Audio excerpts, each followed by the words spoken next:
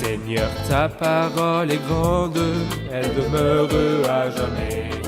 Ta parole est infaillible, rien ne peut la Bienvenue, supprimer. chers spectateurs, dans un nouvel épisode de l'émission quotidienne d'études bibliques Toute la Bible. Nous poursuivons toujours notre étude de l'Épître aux Hébreux et nous sommes arrivés au chapitre 5.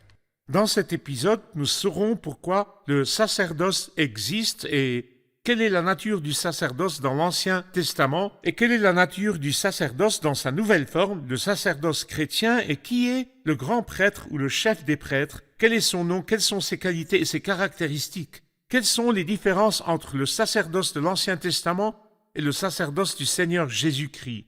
À l'ère chrétienne actuelle, existe-t-il ce qu'on appelle le sacerdoce liturgique qui est réservé à une catégorie particulière de personnes et pas à tous les peuples ou pas à tous les croyants? C'est ce que nous allons découvrir dans l'épisode d'aujourd'hui. Alors je vous invite à nous suivre dans notre étude. Préparez votre Bible et vos questions et si vous avez des questions ou des demandes de renseignements, nos lignes de communication sont ouvertes soit par téléphone, par courriel électronique ou par tout autre moyen de communication.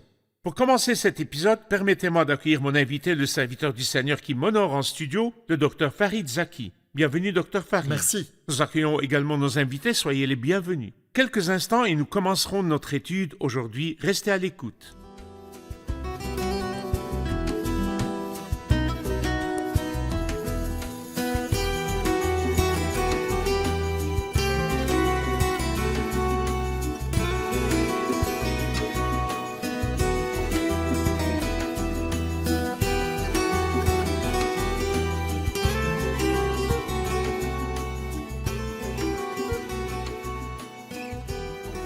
Bienvenue, Dr Farid. Merci, frère Ayad. Nous voici arrivés au chapitre 5, un chapitre d'une grande richesse. Oui. Ce chapitre qui nous parle de Jésus-Christ, le grand prêtre suprême, et il nous parle également du but du sacerdoce dans sa forme originelle dans l'Ancien Testament. Pourquoi y avait-il besoin du sacerdoce ? Je vais lire quelques versets et puis revenir vers vous avec une question et je souhaite de tout cœur que dans cet épisode, nous nous référerons dans tout ce que nous dirons à la Bien sûr. Bible et que nous prouvons nos paroles par ce que dit la Bible, car ce ne sont pas de concepts humains que nous présentons ou les idées d'une communauté chrétienne, mais c'est la Bible que nous présentons et c'est sur la Bible que nous appuyons nos paroles. Amen. Je vais lire les 6 premiers versets et je reviendrai vers vous avec une question.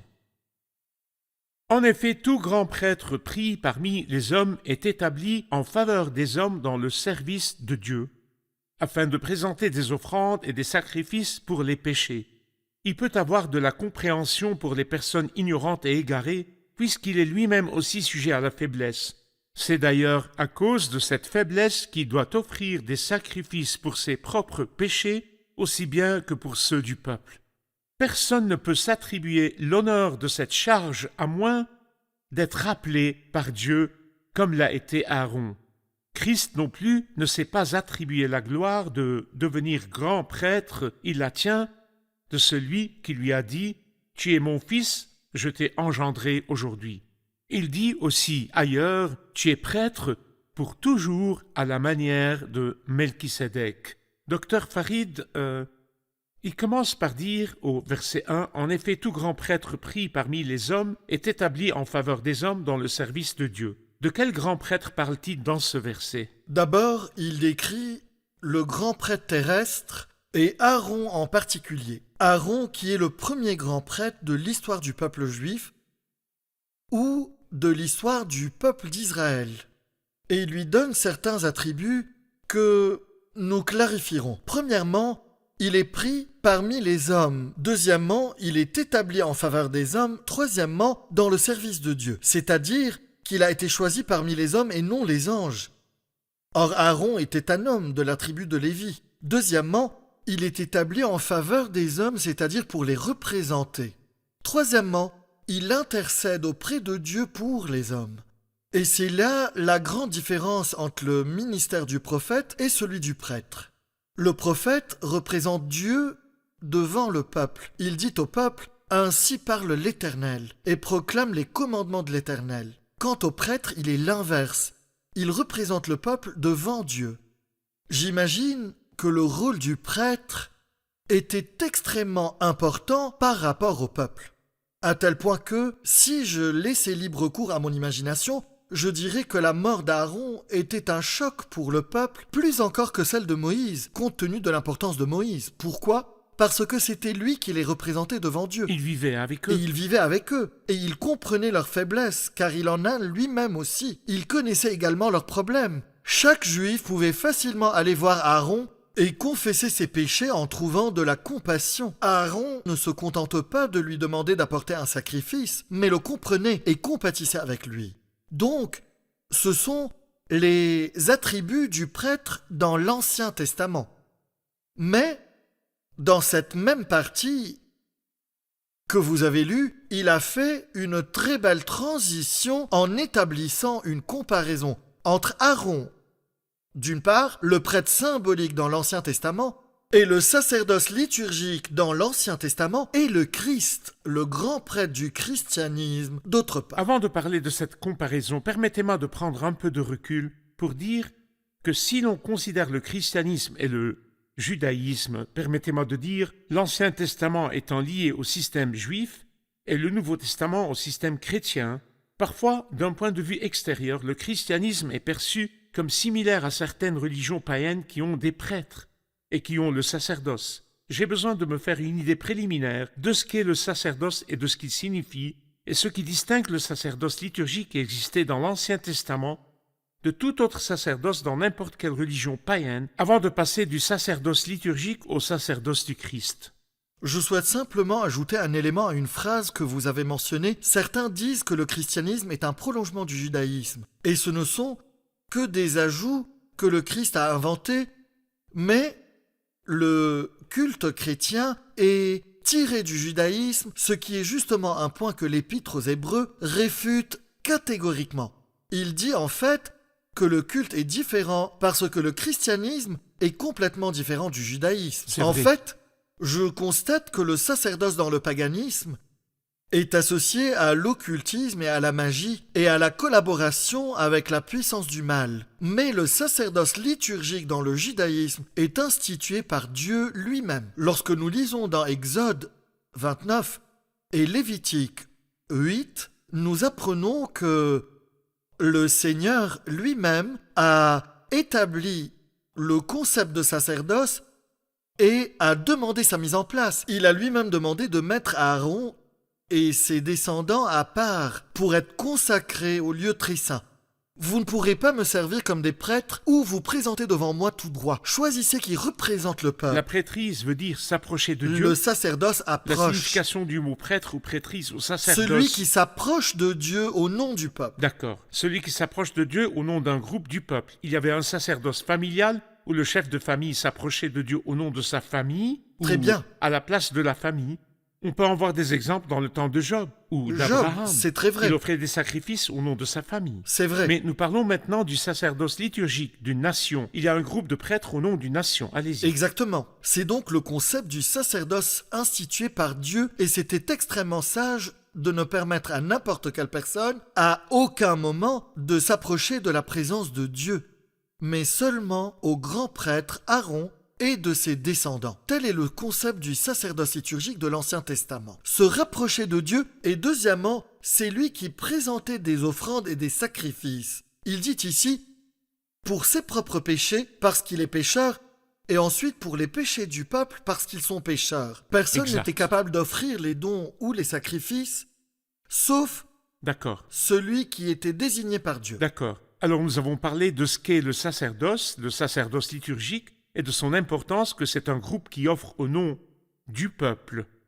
Il énonce ici les qualifications du grand prêtre. Oui. Il doit présenter des offrandes et des sacrifices pour les péchés. Il peut avoir de la compréhension pour les personnes ignorantes et égarées. Avant qu'il ne parle du Christ, éclairez-nous davantage sur ce qu'il dit des qualifications du grand prêtre, qu'il a dites même du sacerdoce liturgique. Oui. Premièrement, il est pris parmi les hommes, ce qui veut dire qu'il est humain Très bien. et ne peut pas être un ange. Deuxièmement, il est établi en faveur des hommes dans le service de Dieu, ce qui signifie qu'il agit au nom du peuple et le représente auprès de Dieu, notamment en ce qui concerne les questions relatives D'accord. à Dieu. Numéro 3. Il peut avoir de la compréhension pour les personnes ignorantes et égarées, puisqu'il est lui-même aussi sujet à la faiblesse. Alors en tant qu'homme, il pêche, il commet des erreurs, il a des faiblesses. C'est pourquoi lorsqu'un homme vient à lui, il ne l'ignore pas, mais il ressent ce qu'il vit comme ignorance et erreur. Quatrièmement, il doit offrir des sacrifices pour ses propres péchés. Ce qui est très clair dans Exode chapitre 29 et dans le Lévitique 8, lorsque le Seigneur demanda à Aaron de faire une offrande pour lui et pour sa maison avant d'offrir pour les péchés du peuple. Cinquièmement, c'est que personne ne peut s'attribuer l'honneur de cette charge à moins d'être appelé par Dieu. C'est Dieu lui-même qui appelle. Ce qui veut dire que l'initiative vient de Dieu et non des élections du peuple. Dieu ou une nomination du peuple. Oui. Même Moïse, le grand Moïse, n'était pas celui qui avait désigné Aaron, mais c'était Dieu lui-même, comme nous le lisons dans l'Ancien Testament. Très bien, nous allons regarder un reportage et puis répondre à une question des invités. Chaque croyant est considéré comme un prêtre, tout comme l'étaient tous les membres de la tribu de Lévi. Et en tant que prêtre, nous pouvons offrir des sacrifices à Dieu. La louange est un sacrifice que nous pouvons offrir. Avez-vous loué Dieu aujourd'hui? Nous pouvons aussi offrir notre argent, les fruits du travail de nos mains, ou de notre esprit, ou de notre temps. Oui, nous pouvons lui offrir tout cela en offrande, tout à fait comme un prêtre. De plus, la prière est aussi une œuvre sacerdotale. Si nous connaissons notre statut et nos privilèges, cela nous sauverait des mauvaises voies que nous suivons aujourd'hui dans notre prière. Car nous constatons qu'il existe aujourd'hui deux méthodes extrêmes dans la prière. Une méthode émotionnelle exagérée et il existe une méthode rituelle pure. Ces deux méthodes manquent de spiritualité. Nous devons donc nous débarrasser de toutes les mauvaises méthodes et voies et adorer Dieu en esprit et en vérité. Il peut avoir de la compréhension pour les personnes ignorantes et égarées, puisqu'il est lui-même aussi sujet à la faiblesse. Que veut dire avoir de la compréhension pour ces personnes? Parmi les œuvres liturgiques du grand prêtre est celle d'avoir de la compréhension pour les personnes ignorantes et égarées. Que veut dire cela? Aaron pouvait traiter avec douceur les ignorants et les égarés, faire preuve d'empathie et les comprendre, car il avait une inclination pour l'ignorance et l'égarement. Aaron aussi pouvait s'égarer? Bien sûr, Oui. nous sommes tous égarés C'est comme des pourquoi il moutons. offrait pour lui-même. Voilà précisément la raison, car le péché était en lui. D'accord. Et il en ressentait les impulsions. D'accord. Nous n'oublions pas l'époque où, malgré toute sa grandeur, Aaron craignit les menaces du peuple lorsque Moïse tarda à descendre. Et il leur dit « Apportez-moi l'or, et je ferai des dieux qui marchent devant vous. » Bien sûr, c'était une erreur de la part d'un grand homme. Nous ne sous-estimons pas sa grande valeur, mais finalement, il n'est pas le Christ. C'est vrai. Il est beaucoup trop faible pour être capable de jouer ce rôle. C'est vrai. Puis il a dit « Personne ne peut s'attribuer l'honneur de cette charge à moins d'être appelé par Dieu comme l'a été Aaron. » Et il parle du Christ au verset 5. Christ non plus ne s'est pas attribué la gloire de devenir grand prêtre, il la tient de celui qui lui a dit « Tu es mon fils, je t'ai engendré aujourd'hui ». Le Christ ne s'est pas exalté. Docteur Farid, que voyez-vous dans la façon dont le Christ se traite lui-même? Le Christ se caractérisait dans tous les aspects de sa vie par un renoncement total à ses propres désirs.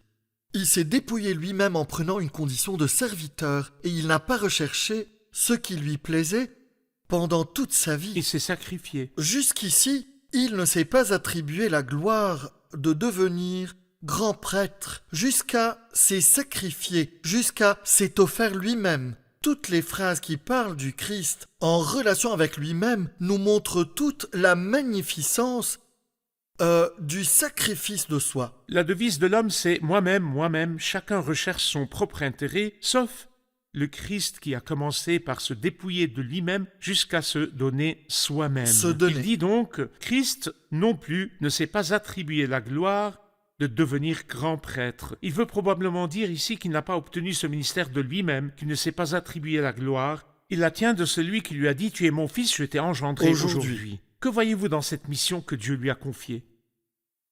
Il cite ici un verset du psaume 2 que nous avons déjà étudié au chapitre 1. Oui, Là-bas, il s'en est servi dans le but de prouver la supériorité du Christ sur les anges en tant que fils de Dieu. oui. Ici, il l'utilise dans un contexte différent, montrant que Dieu a désigné le Christ pour assumer son rôle de grand prêtre. Mais bien qu'il lui confie ce rôle de grand prêtre, il prend en considération ces paroles. « Tu es mon fils éternellement, je t'ai engendré aujourd'hui au présent, à l'incarnation. » Donc celui qui détiendra le véritable sacerdoce devant Dieu ne peut être un homme, comme Aaron, mais il est le fils de Dieu, pas moins que cela. C'est vrai. Il représente le peuple devant Dieu. C'est pourquoi il dit dans le chapitre précédent « Ainsi, puisque nous avons un souverain grand prêtre qui a traversé le ciel, Le Jésus, Fils de Dieu. le Fils de Dieu, il dit ici « Tu es mon fils, je t'ai engendré aujourd'hui ». Il veut dire que nous ne pouvons appeler aucun grand prêtre comme grand prêtre, sauf la personne du Christ, car il est le Fils de Dieu. Très Nul bien. autre ne peut être grand prêtre. Docteur Farid, le verset 6 il dit aussi ailleurs « Tu es prêtre pour toujours à la manière de Melchisédek ». C'est une déclaration extrêmement forte, un sacerdoce éternel à la manière appelée manière de Melchisédek. Que voyez-vous dans ces quelques paroles? J'y vois plusieurs choses. Tout Allez-y. d'abord, c'est une citation du psaume 110 qui se répète dans l'Épître aux Hébreux et dans le Nouveau Testament pour nous montrer, frère Ayad, que Dieu a juré au Christ dans le sens qu'il lui a confirmé sa promesse que pour l'amour de Christ, qui a obéi jusqu'à la mort, le Christ doit forcément assumer cette position suprême et accomplir cette tâche formidable, représenter son peuple devant Dieu. Ça, c'est de 1. De 2, cette phrase a été dite lors de la résurrection du Christ, comme si Dieu lui disait « Lève-toi, tu m'as glorifié. Viens, assieds-toi à ma droite. À partir d'aujourd'hui, tu es devenu prêtre pour toujours. » Il s'agit donc d'une magnifique citation qui figurait déjà au chapitre 1, mais il est cité ici à nouveau dans le cadre du discours sur le sacerdoce du Vous Christ. voulez donc me dire que le sacerdoce du Christ à la manière de Melchisédek a commencé après la Certes, résurrection? après la résurrection. Après la résurrection. Elle est établie sur L'ordre. sa résurrection d'entre les Concernant morts. sa résurrection d'entre les morts, qu'en est-il du Christ qui s'est offert en sacrifice sur la croix? Quel rôle sacerdotal C'était exerçait-il? symbolisé dans le sacerdoce précédent d'Aaron, comme si cela symbolisait le Christ dans 2 ordres du sacerdoce dans l'Ancien Testament.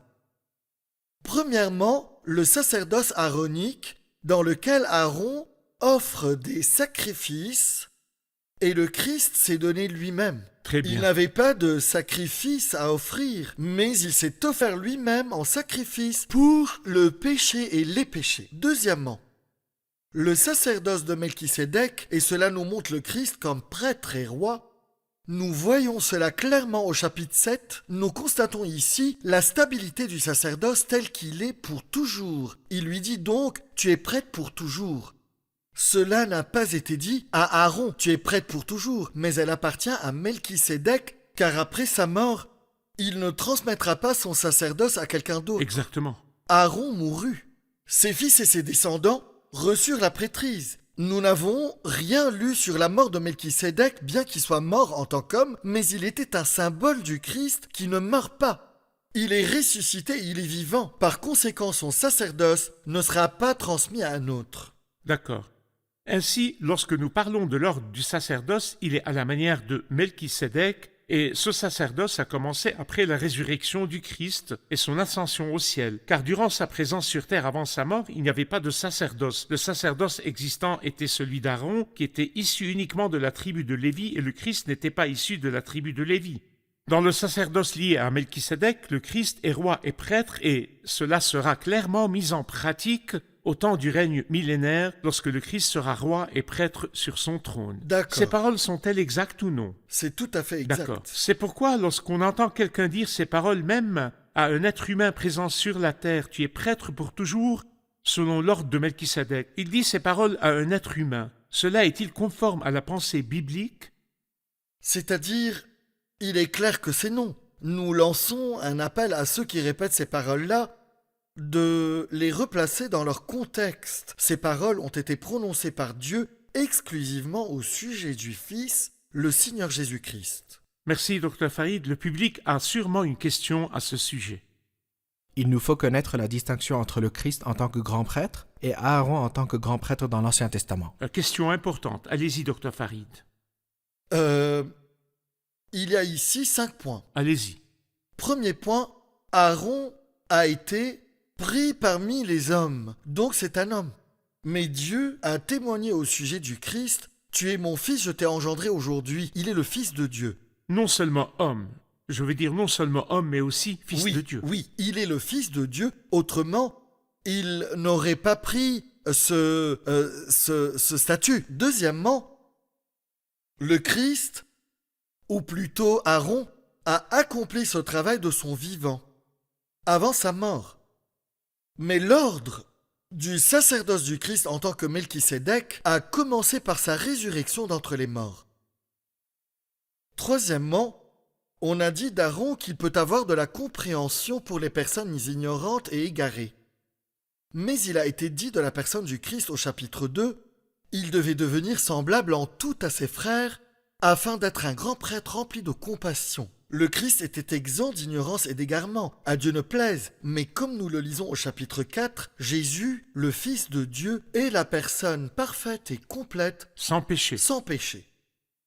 Quatrièmement, ce qui pourrait nous amener au chapitre 7 pour compléter la comparaison, tous les prêtres terrestres prenaient leur position sans serment, tandis qu'au chapitre 7, nous lisons à propos du Seigneur Jésus, à travers le serment prêté par Dieu qui lui a dit « Le Seigneur l'a juré, il ne se rétractera pas, tu es prêtre pour toujours, à la manière de Melchisédek. » Cinquièmement, Aaron et tous les prêtres terrestres ont accompli leur tâche et sont morts, mais il dit de la personne du Christ, au chapitre 7, qu'il est prêtre pour toujours. Et il dit aussi, d'après la puissance d'une vie impérissable. Et son sacerdoce est impérissable, ce qui veut dire qu'il ne peut être transmis à quelqu'un d'autre. La mort ne l'empêche pas de rester en fonction. Exactement. D'accord. Merci, Dr Farid. J'ai vraiment hâte d'arriver au chapitre 7 pour commencer à parler abondamment à propos de ce sacerdoce. Mais nous arrivons à la fin de notre épisode, revoyons-le avec nos invités.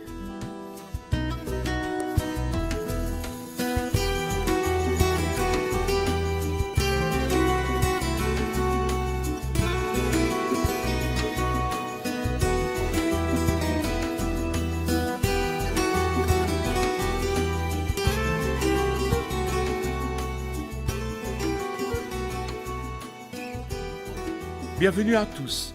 Nous avons appris beaucoup de choses sur le sacerdoce et le sacerdoce liturgique dans l'Ancien Testament. Nous nous sommes ensuite tournés vers le Christ comme grand prêtre à la manière de Melchisédek. Et nous avons exposé la signification du sacerdoce et la nécessité du sacerdoce dans l'Ancien Testament. Quelqu'un pourrait-il me rappeler la signification du sacerdoce et pourquoi il était nécessaire dans l'Ancien Testament? Le sacerdoce désigne une personne qui s'approche de Dieu au nom d'un groupe ou d'un peuple. Ou bien il rapproche ce groupe de Dieu. Il rapproche le groupe de Dieu. Le prêtre est celui qui représente le peuple devant Dieu. Mais le prophète est son inverse. Il représente Dieu devant les hommes. D'accord. Nous avons aussi compris que le Christ est le grand prêtre à la manière de Melchisédek. Quand le Christ a-t-il reçu cette fonction ou cet ordre, celui de Melchisédek? Après sa résurrection d'entre les morts. Il l'a obtenu après la mort Et la résurrection. résurrection. Après la résurrection, il lui dit « Tu es prêtre pour toujours à la manière de Melchisédek ». Dr Farid, Très votre juste. commentaire c'est bien? Oui. Bon, il nous faut faire une distinction entre le Christ en tant que grand prêtre et Aaron en tant que grand prêtre liturgique dans l'Ancien Testament. Quelqu'un pourrait-il nous rappeler de ces distinctions? Aaron a été pris parmi les hommes, il était donc de chair, mais le Christ est le Fils de Dieu. Deuxièmement, Aaron a accompli cette tâche de son vivant, mais le Christ a reçu l'ordre de Melchisédek après la résurrection. Aaron peut avoir de la compréhension pour les personnes ignorantes et égarées, mais puisque le Christ était sans péché, il devait devenir semblable en tout à ses frères. Quatrièmement, Aaron a reçu cet honneur après avoir prêté serment. Quant au Christ, le Seigneur a juré qu'il était prêtre.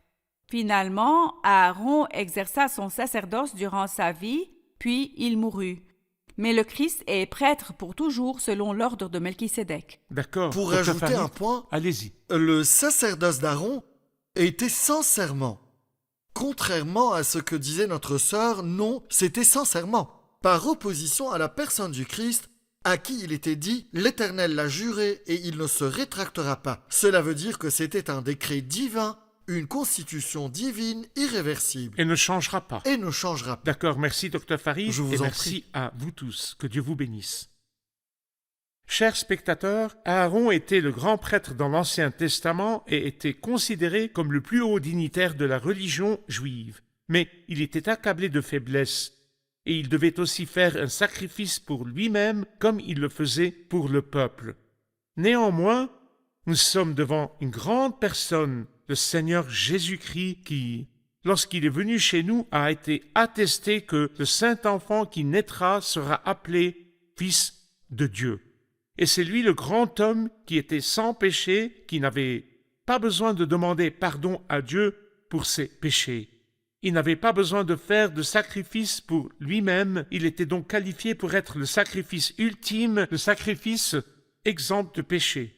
Christ, béni soit son nom, était sans péché, et étant sans péché, il était qualifié pour accomplir un nouveau sacerdoce selon l'ordre de Melchisédek pour l'éternité. La mort ne l'a pas empêché de rester en fonction. Chers spectateurs, il s'agit de la personne du Christ à qui nous sommes attachés, que nous adorons, que nous chérissons fermement, non pas comme beaucoup le présentent ou les plumes de nombreux écrivains qui n'est qu'un seul grand prophète ou seulement un grand maître ou seulement un messager envoyé par Dieu, mais la Bible dit à son sujet Jésus-Christ, le Fils de Dieu. Il n'était pas seulement un homme sur terre, mais en cet homme était la plénitude de Dieu, la plénitude de la divinité. Nous abordons des questions extrêmement saintes qui ont été révélées très explicitement et très clairement et sans détour dans la Bible. Il vous suffit de croire ce que Dieu a révélé sur lui-même et sur son Fils. Alors, croyez-vous? L'acceptez-vous par la foi? Vous approchez-vous de la personne du Christ? Vous attachez-vous fermement à lui? Vous appuyez-vous sur sa personne et son œuvre? Vous appuyez-vous sur son sacrifice expiatoire sur la croix comme un sacrifice suprême? Eh bien, je vous y encourage. Je vous retrouve dans le prochain épisode. Que Dieu vous bénisse.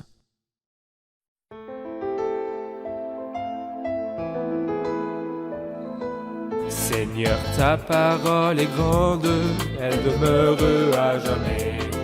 Ta parole est infaillible, rien ne peut la supprimer.